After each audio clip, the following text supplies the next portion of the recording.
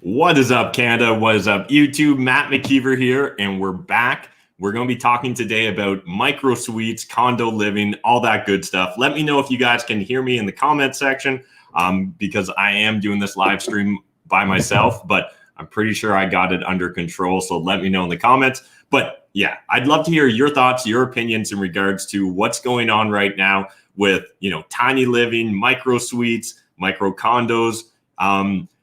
Specifically today, we're going to be talking about a very small apartment building. In fact, I got a feeling that's just a little bit too small for the average person. So this all stems from a article that was picked up and a listing, I guess I should say, that was picked up. Micro studio listed in Vancouver, which essentially was a bathroom with a bedroom. I think it was about 150 or 160 square feet. Now, we're going to jump into that in a second. But first, talking about this micro suite stuff, I couldn't help but think back to, I'm a huge fan of the TV show The League. So I don't know if you guys have ever actually seen this before, but in fact, this instance here in Vancouver, this is not actually the first ever documented toilet kitchen.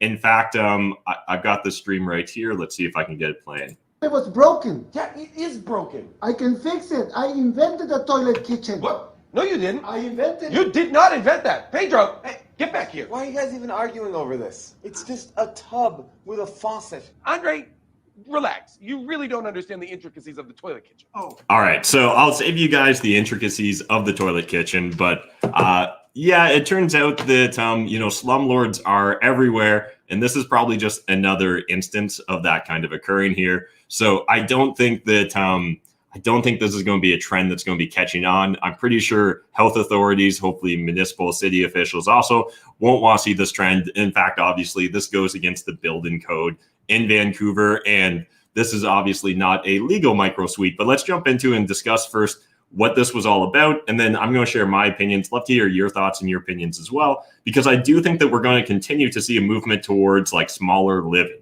So the idea of, garden suites, of carriage homes or laneway homes, of second dwellings or even third dwellings, right, in established neighborhoods, I think we're going to continue to see trends towards this, because this does allow us to increase densification, right? It allows us to hopefully create more affordable housing. But sometimes we maybe take it a little bit too far as landlords, and I think this is a case where a landlord clearly took it too far. So this was a listing for $680 Canadian in Vancouver. And essentially what they did was they placed a bid in the bathroom. It seems like a decent sized bathroom, to be honest, but it's still definitely a bathroom. So you can see from your bedroom, you can see the toilet, your sink, and then I believe in behind the toilet is, that's where the shower is. And so first of all, let's talk about why this is a bad idea in case it's not obvious to everyone. The reason this is a bad idea is, obviously there's certain smells that go on in the bathroom, but even more so the moisture, right? And it seemed like a no-brainer to me that you wouldn't want your bedding right beside moisture, but in case you needed it spelled out for you, you really don't want to live in this situation. Now, 160 square feet is a very tight, compact space, and the article here from Zero Hedge goes on to document that, the city of Vancouver defines a micro dwelling at a minimum of 250 square feet. So when we're talking about an extra 90 square feet from 160 to 250, that's actually a massive difference. There's a lot of living that can be had in that 90 square feet. Now, is it possible that a person could live a decent life in 160 square feet? I suspect that there's a layout where that could work, but you're going to need a true separation from your bathroom, definitely from the shower and the bedroom. And so this is not going to pass. And this is coming from a guy that slept in a closet for over a year. So when it comes to micro living, I actually don't have anything really against it, but yeah, it's not ideal. And obviously once this got picked up in the mainstream media, immediately the listing was pulled down because it's an illegal apartment. But it does spark some interesting conversations about micro living and smaller spaces in general, because again, I do think that this is a trend that we're going to continue to see. If you guys didn't know, one of my, my very first apartment building was actually essentially a bunch of bachelor apartments that were probably around 250, 300 square feet on average. Some of them maybe even smaller. I'm not sure if they quite got to 160 square feet. In fact, I'm pretty sure they didn't, but they were smaller apartments. And I did have long-term visions of one day kind of turning them into high-end micro suites. Now, the area didn't necessarily gentrify quite as fast as I was expecting, so it didn't become practical while I owned it, but I suspect a future owner someday will convert it. And I do see reasons why people would be attracted to this sort of living, assuming that it comes with a cost reduction. So my bachelor apartments, which were very small, they were at the lowest end of the price range, right? And oftentimes that's what you're going to see is, the smaller the unit, the more affordable it's going to be. And so before we get into even talking about details around maybe some different cities and what CMHC has looked at in regards to micro dwellings, I just thought it'd be fun to share a couple layouts here of relatively small micro dwellings that still actually seem practical. So, here's one from Vancouver with a 419 square feet of interior space. So again, 419 versus the 160, more than double. But it actually seems like a practical space.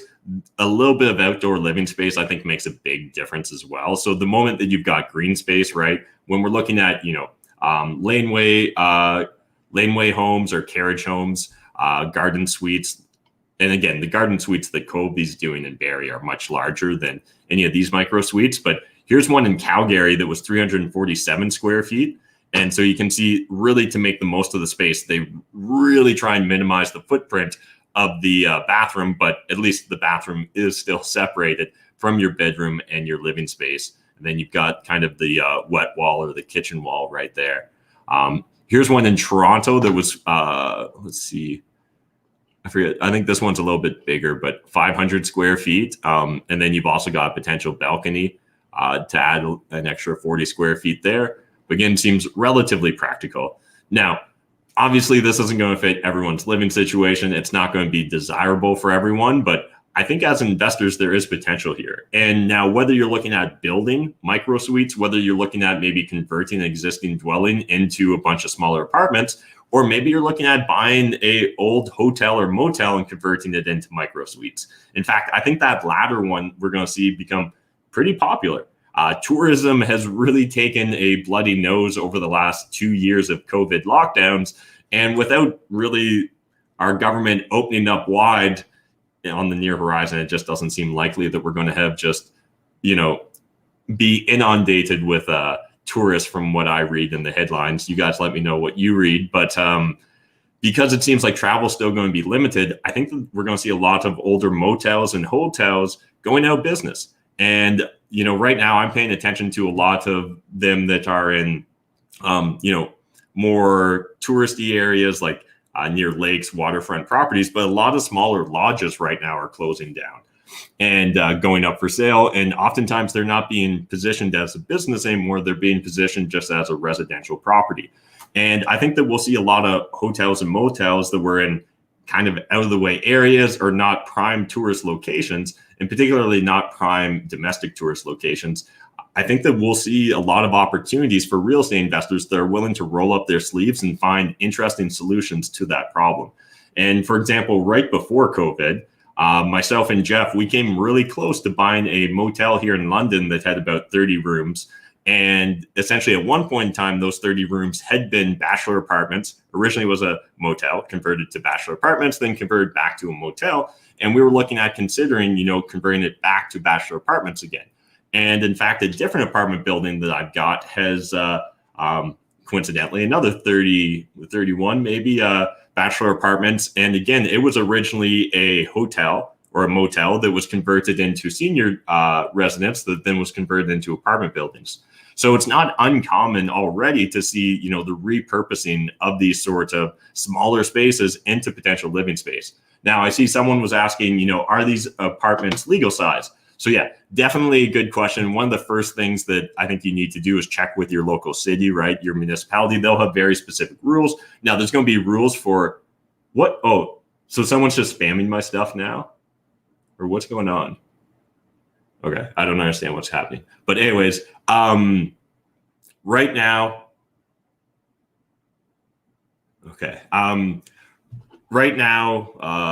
Sorry, I'm not sure if that's someone on my account posting or if that's spam, guys. If that's spam, I apologize. But anyways, when we're looking at, micro dwellings right now, there's probably going to be rules and restrictions that'll make it difficult for you to build micro dwellings without an exception from your city. However, on the flip side, oftentimes things can be grandfathered in. So, while it wasn't framed as micro living in the past, what we did used to have in the past is these like boarding houses, right? Or oftentimes it would be like a weekly room rental. And I'm not going to put those places on a pedestal as in they were amazing places to live, but they did present a certain price point for people that were looking for very cheap accommodations. And as we've seen a lot of the cities and municipalities restrict the rules around these sort of micro dwellings or shared accommodations or anything like that, it really has priced out a lot of these potential options that used to be available to us in the past. And I think that we're going to see a return to that just because, people's budgets are really being pushed in regards to what's going on with both rentals and buying a residence here in Canada. So, there's been a few micro dwelling projects already that have gotten underway. I just grabbed a headline here from 2019 about one where, 285 square feet of studio apartments to 358 square feet.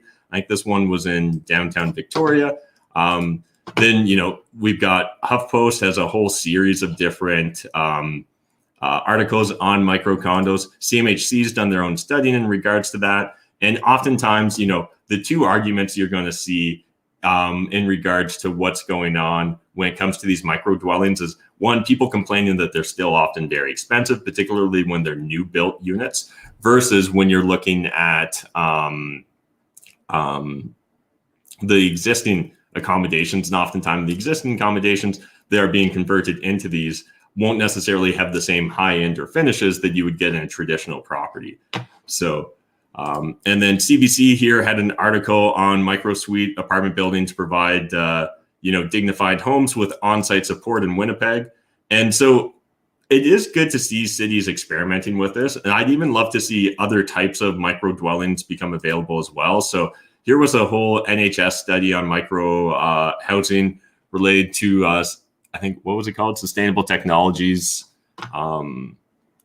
For the Toronto and Region Conservation Authority, but essentially breaking down the different types of micro dwellings here. So micro detached homes, either with a single structure or a single lot, semi-permanent micro housing villages. So again, I think that we'll continue to see municipalities and cities experimenting with that in regards to both like for homeless shelters and things of that nature, because a lot of the solutions that they've tried in the past just don't seem to actually be sustainable or seem to really help solve any issues where people, I think that in order to really help individuals that find themselves homeless, the idea of these semi-permanent micro-housing villages can really create a sense of community and belonging rather than just a place to sleep at night.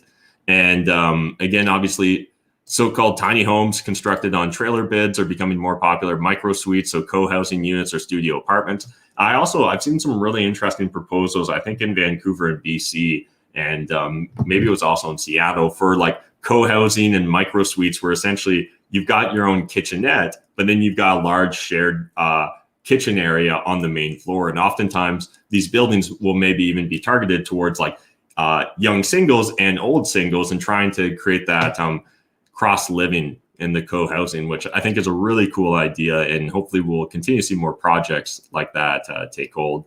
And accessory dwellings obviously make a lot of sense when we're talking about micro dwellings and micro lock-off units in primary residence. So I think that's really just talking about your basement apartments, basement suites, things like that. So I'd love to hear your thoughts, your opinions when it comes to micro housing, micro condos. Would you live in a 160 square foot apartment where essentially you could see your toilet and your shower from your bed? It just seems like there'd be major moisture issues there. So it's a hard pass for me, but I'd love to get your thoughts, your opinions. Let me know in the comment section. Let me know what other videos should we be shooting. And hope you guys are enjoying these lives. And we'll be back next Monday covering another topical real estate subject matter. Thanks, guys.